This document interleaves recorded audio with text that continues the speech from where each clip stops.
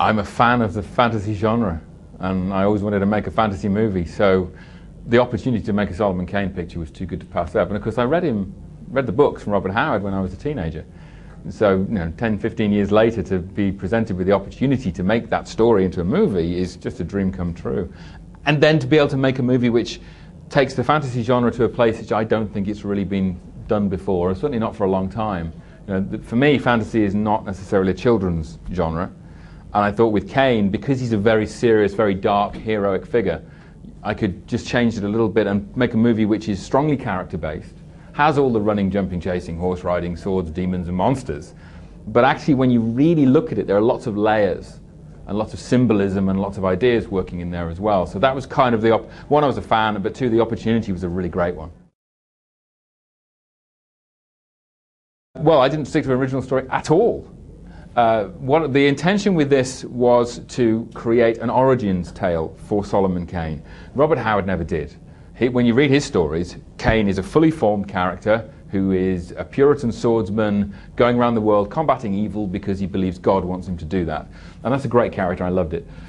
But the producers were very keen on the idea that we create an origin for this character so that a wider audience could understand him. Not just Solomon Kane fans already, but people who go way, way beyond that audience. Because if you just drop the audience into it, I don't think, and I agree, I don't think they were fully going to go on the ride. What we want to do is make a series of movies about the character.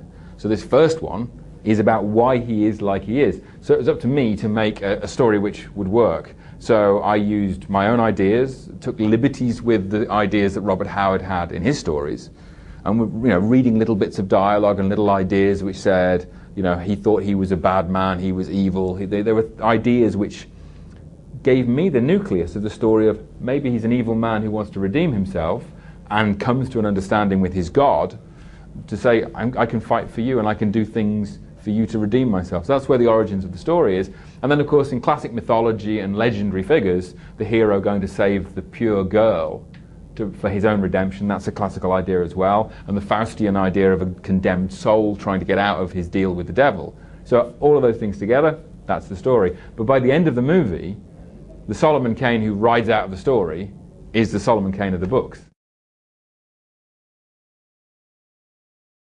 Well, James was always on the list. It was one of these ideas of when you cast Solomon Kane, it's such an important decision for the film.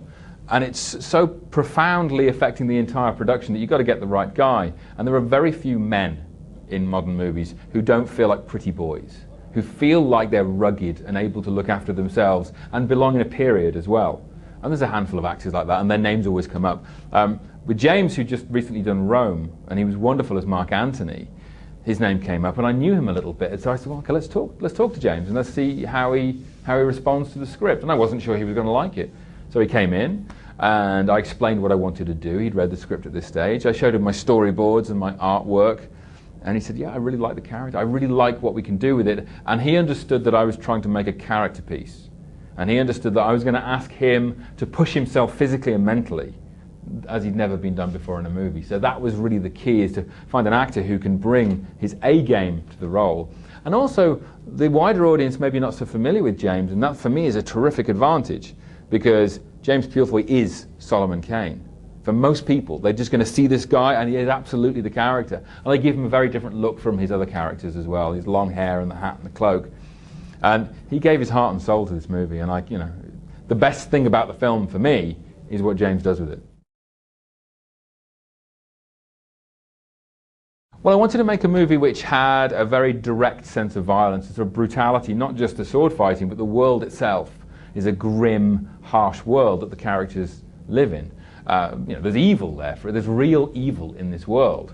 So once you start having those ideas, so it's a historical piece, it's a fantasy piece. So and how then best can we present the violence of the world as well? And I wanted it to be very direct and very brutal. So that's down to the conversations with the stunt master and the sword master, and say, how are we going to do this? And Kane, as a character, is a wonderful swordsman. In the books, he's a wonderful swordsman in every iteration of who he is. So that was the first thing to do, is how is he going to fight? Two swords. How's that going to work? I didn't want lots of leaping around and wire work like Hong Kong action movies. I wanted him to draw a sword, kill you. But beautiful to look at, but very violent. And I spilt a lot of blood on the film, and some of it made it to the movie, and some of it will make it to the DVD. And there are moments when people say, that's just too much. And there's a point in the film where he takes 3 cuts to get somebody's head off. So it's cut, cut, cut. You know, and they're saying, no, that's too much. But I can tell you, one of the things I did, I wanted to see what swords really did to flesh. Because I've never seen a sword fight. Right? I don't believe most people have. They've seen movie sword fights. So I wanted to find out what a sword could do to flesh. So I told my sword master to get me a dead pig. So we got a dead pig. And we sharpened the swords, and I said, hack the pig up, please. So we hung it from the studio ceiling, and we all had a go at beating a double-bladed sword into the pig flesh. And I can tell you what a sword does, and it makes a real mess. Individual scenes, they sort of, because they merge into one, the whole production was challenging because it was very, very physical. I like to make movies which are outside. I don't like to be in a studio. I like to throw, atmosphere, rain and snow and harsh conditions, because I think it makes the movie come alive in a very real way. I didn't like shooting scenes in caves very much. I like because there's so much dust kicked up, and you have to wear these face masks, and it gets very, very hot because of the lights, and then it gets really, really cold when the lights get turned off. That's a challenge. For me, I'm the director. I can stand by the monitors and I wear a nice big warm coat. It's when I'm throwing 60,000 litres of water a day onto the extras and onto the performers, they have the really hard time. I just come out from under the umbrella and go, that was really good, let's do it again. Solomon Kane.